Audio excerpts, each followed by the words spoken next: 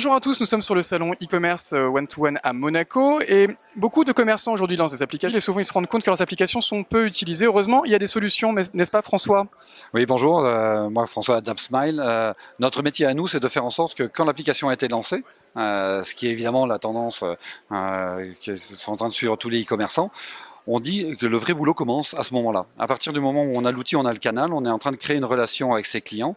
Et nous, on pense que comme pour un magasin physique, comme pour un site web autrefois, il faut absolument animer l'application mobile. Il faut récompenser les gens qui lancent l'application avec une fréquence. Si vous lancez mon application tous les jours, ça vaut quelque chose.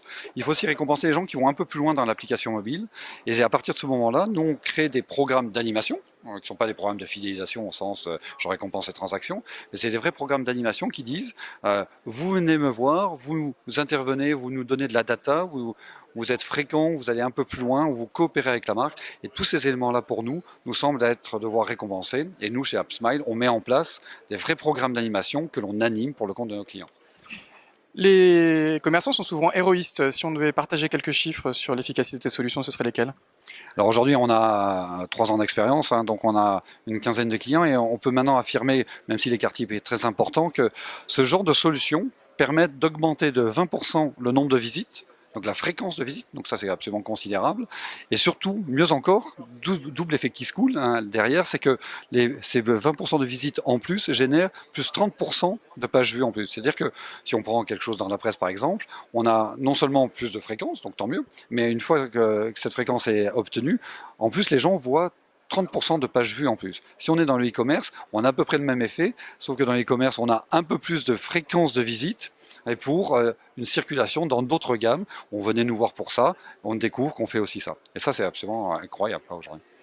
Les e-commerçants, ils ont des applications, ils ont aussi des sites web. Certains commencent même à lancer leur chatbot. Est-ce que AppSmile fonctionne sur tous ces environnements? Alors oui, au début, on était très concentré à application, considérant que c'était le média le plus intéressant d'un point de vue marketing client.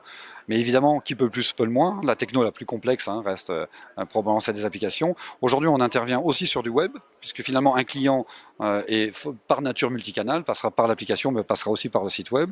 On s'intéresse à l'emailing, on s'intéresse de plus en plus, et là, pour le coup, on n'est pas encore complètement en prod et opérationnel. On va s'intéresser à tout ce qui est messagerie, Messenger, évidemment, WhatsApp, etc. Et là, de la même façon, la marque, l'entreprise va créer une communauté, une communication avec ses clients. Et là, de la même façon, il va falloir intervenir et animer cette communauté.